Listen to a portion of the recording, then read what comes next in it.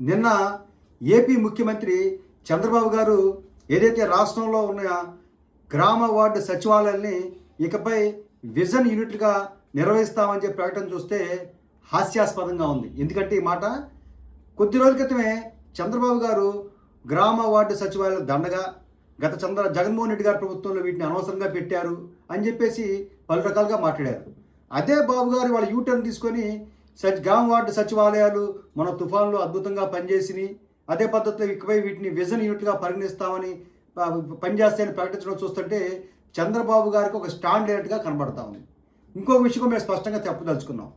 చంద్రబాబు గారు 2 ఏళ్ల పరిపాలనా కాలంలో మీదంటూ ఏదైనా పథకం ఉందా అని చెప్పి అడుగుతా ఉన్నాం. ఈ మాట ఎందుకు అడుగుతా ఉన్నాం అంటే జగన్మోహన్ రెడ్డి గారి ప్రభుత్వంలో ఏదైతే సంక్షేమ పథకాలు అమలు జరిగినాయో ఆ పథకాలని అటు ఇటుగా పేరు మార్చి చంద్రబాబు గారు తన యొక్క ఎల్లో మీడియాలో ఆర్భాటంగా ప్రకటించుకుంటా ఉన్నారు.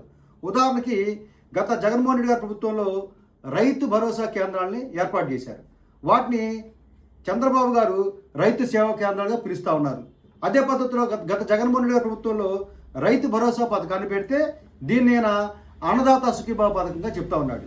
అదే పద్ధతిలో గత జగన్మోహన్ రెడ్డి గారు దేశంలో అత్యంత ప్రతిష్టాత్మకంగా జగనన్న కాలనీని నిర్మాణం చేస్తే వీటిని ఎన్టీఆర్ నగర్లుగా, అదే పద్ధతిలో అమ్మఒడి పథకాన్ని అత్యంత సమర్థవంతంగా అమలు చేస్తే దాన్ని తల్లికి వందనంగా, జగనన్న గోరుముద్దను తీసుకెళ్ళి మధ్యాహ్న భోజన పథకంగా, విద్యా కానుకను తీసుకెళ్ళేమో విద్యా మిత్రగా, వాహన మిత్రను తీసుకెళ్ళి ఆటో డ్రైవర్ల సేవలో, మత్స్యకార భరోసాను తీసుకెళ్ళి మత్స్యకారుల సేవలో, దిశ యాప్ను తీసుకొచ్చేసి శక్తి యాప్గా, ఈరోజు ఈ యొక్క గ్రామ వార్డు సచివాలయం తీసుకొచ్చి విజన్ యూనిట్లు అని చెప్పి చంద్రబాబు గారు ప్రకటిస్తూ ఉన్నారు. మేము ఒకటే అడుగుతా ఉన్నాం, చంద్రబాబు గారు అసలు మీకంటూ పథకం లేదా?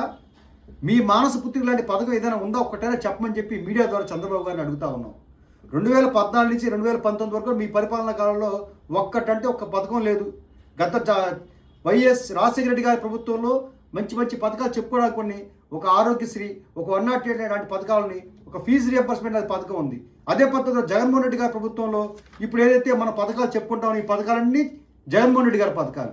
వీటినే పేరు మార్చి వాళ్ళు మీ ప్రభుత్వంలో మీరు ప్రకటిస్తూ ఉన్నారు. మేము అనేది ఏంటంటే మీకంటూ ఒక్క పథకం లేదా అని చెప్పి అడుగుతా ఉన్నాం. సరే, మీకు పథకం లేదు, మీకు విజన్ లేదు, అది వదిలేసేద్దాం. పోనీ ఈ పథకాలని క్షేత్రస్థాయి మీరు అమలు చేస్తున్నారా అని చెప్పి అడుగుతా ఉన్నాం.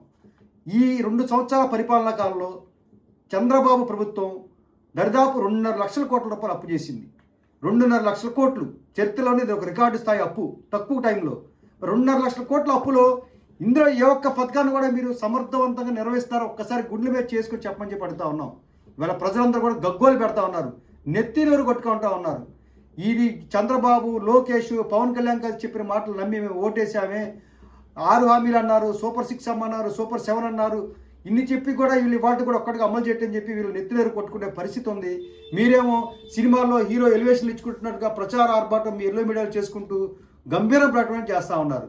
వాస్తవానికి ఒక్క పథకం కూడా అమలు జరిగిన పరిస్థితి ఉంది. కాబట్టి ఇకనైనా ఆత్మవిమర్శ చేసుకొని ఏదైతే మీరు ఇవాళ మా యొక్క పథకాల్ని, జగన్మోహన్ రెడ్డి గారి పథకాల్ని అటు ఇటుగా పేరు మార్చి మీరు ప్రకటిస్తూ ఉన్నారో, సరే పేరు మార్చుకున్నారు, మీ పథకాన్ని చెప్పుకున్నారు. పోనీ ప్రజలకు మేలు జరగటం మాకు కావాల్సింది. ఒక్క పథకాన్ని కూడా అమలు జరిగిన పాపాన్ని మీరు పోలేదు. కాబట్టి ఇకమైన ఆత్మవిమర్శ చేసుకొని ఈ రాబోయే 3 ఏళ్లలో ఆయా పథకాల అమలుకి కృషి చేయమని చెప్పి చంద్రబాబు గారికి కోరుతా ఉన్నాం.